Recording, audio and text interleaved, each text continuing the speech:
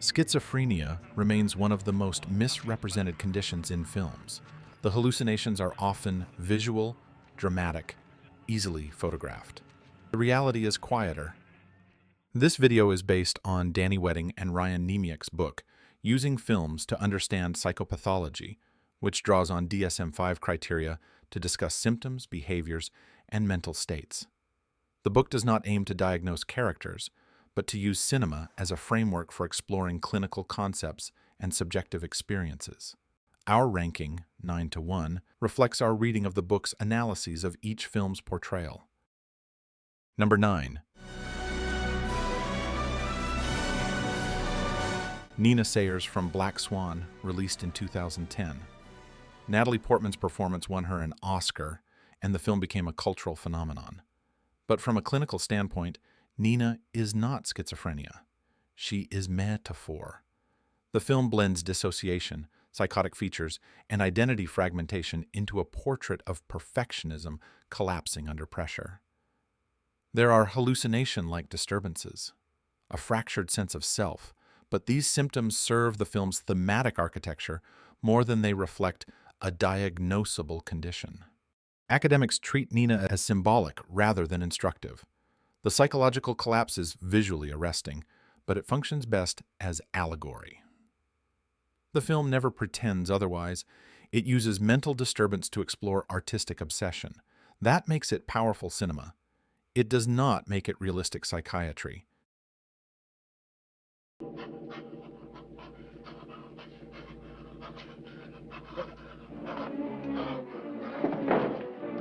Number 8 is Frankie Machine from The Man with the Golden Arm, released in 1955.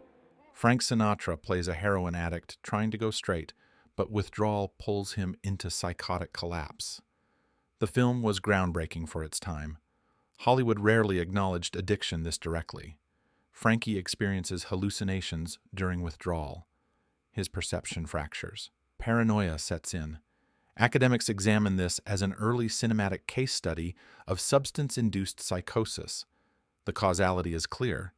Addiction leads to perceptual distortion, which escalates into paranoid breakdown. The physical reality of the hallucinations is rendered with surprising conviction for 1955. Environmental stress intensifies the symptoms. What Frankie experiences aligns more with substance-induced psychosis than schizophrenia. Still, the film captured something real about how the mind collapses under chemical strain. It was one of the first to try.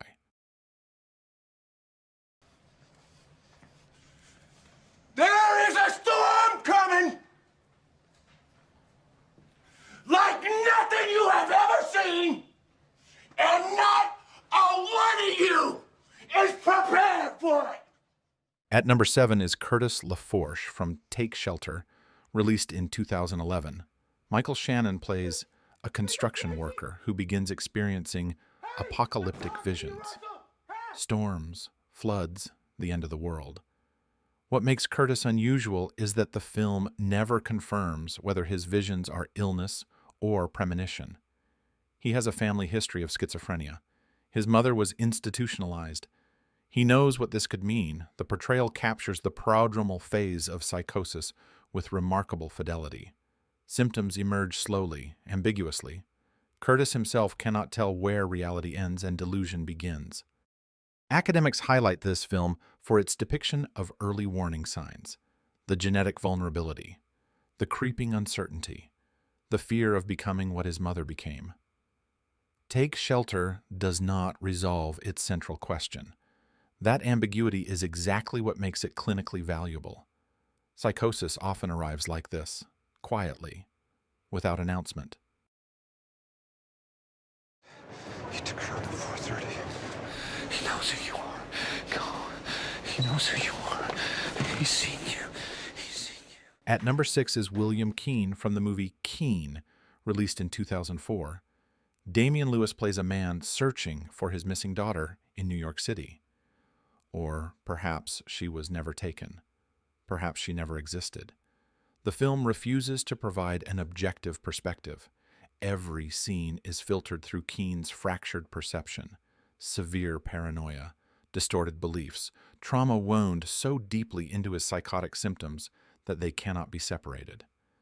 Academics note that the film excels at showing what psychosis feels like rather than explaining what it is.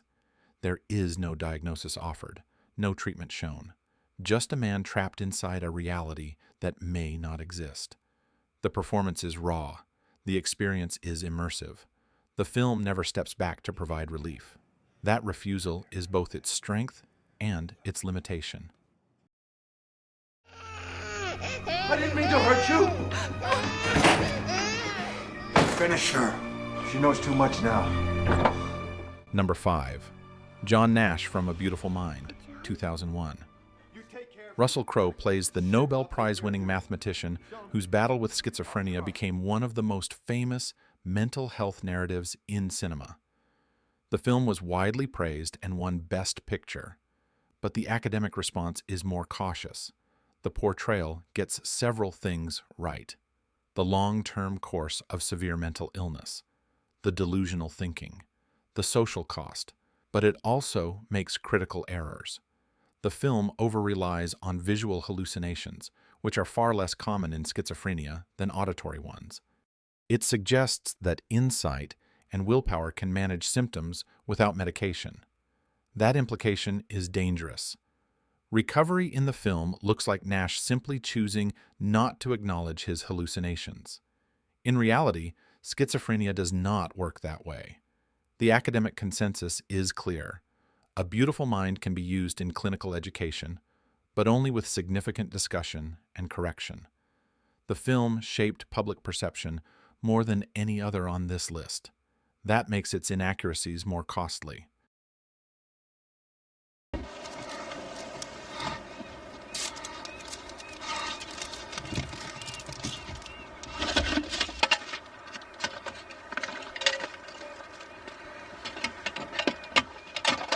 At number 4 is Peter Winter from Clean Shaven, released in 1993. Peter Green plays a man recently released from an institution, searching for his daughter while unraveling under the weight of paranoid schizophrenia. The film uses sound design to convey auditory hallucinations. Voices layer over one another, radio static, whispers, accusations. The viewer hears what Peter hears. His thoughts are fragmented, disorganized. His persecutory delusions are relentless. He believes he is being monitored, controlled. The film does not explain his condition. It places the audience inside it. Academics describe Clean Shaven as one of the most experientially accurate portrayals of schizophrenia ever filmed. The sensory chaos is not metaphorical. It approximates the internal reality of the condition. The film is difficult to watch, deliberately so. It was never going to be widely seen. It was made to be felt. You have been here. You never will be here. My voice is all there is. Number 3. Nathaniel Ayers from The Soloist, released in 2009. Jamie Foxx plays a homeless musician with schizophrenia, befriended by a journalist played by Robert Downey Jr. The film situates the condition within a social context. Nathaniel experiences auditory hallucinations, treatment resistance, periods of instability. But the film does not treat his illness as spectacle. It shows how he functions, how he survives, how music serves as a coping mechanism, not a cure. Academics praise The Soloist for reducing stigma and humanizing schizophrenia without sanitizing it. The portrayal is grounded. The symptoms are present, but not exaggerated.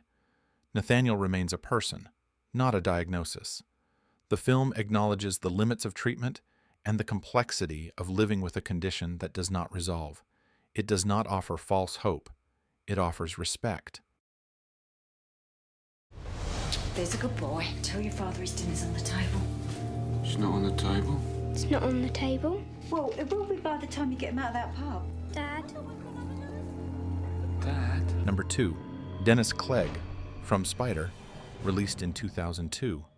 Ralph Fiennes plays a man recently released from a psychiatric institution, returning to the boarding house where his childhood unraveled. The film is quiet, sparse. Spider rarely speaks. His thoughts are disorganized. His affect is flattened. he withdraws from the world around him. The film presents his fragmented memory without clarification. Past and present blur. Delusion and recollection become indistinguishable. Spider is regarded as one of the most respectful portrayals of schizophrenia in cinema. The film simply places the viewer inside Spider's experience and leaves them there. Negative symptoms are foregrounded. The withdrawal, the emotional numbness. These are the aspects of schizophrenia rarely shown on screen because they are not cinematic. Spider makes no attempt to be cinematic.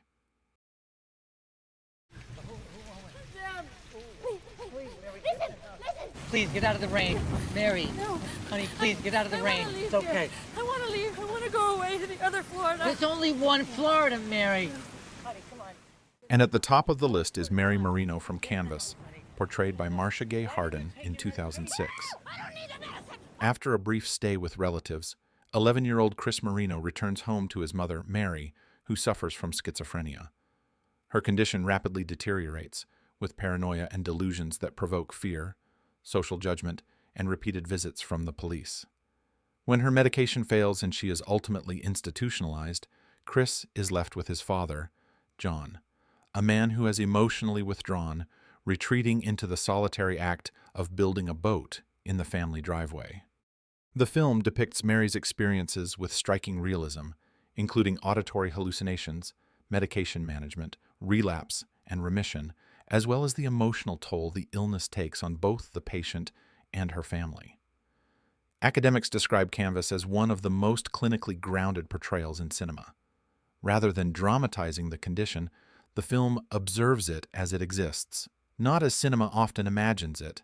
It treats schizophrenia as a chronic illness people live with, not a narrative device, and that restraint is precisely what makes it the most realistic portrayal on this list. These films attempt to show thought itself becoming untrustworthy, the ground shifting beneath ordinary perception. Some succeeded critically, some succeeded clinically. And as you can see, the ones we remember aren't always the ones that got it right. Thank you for watching.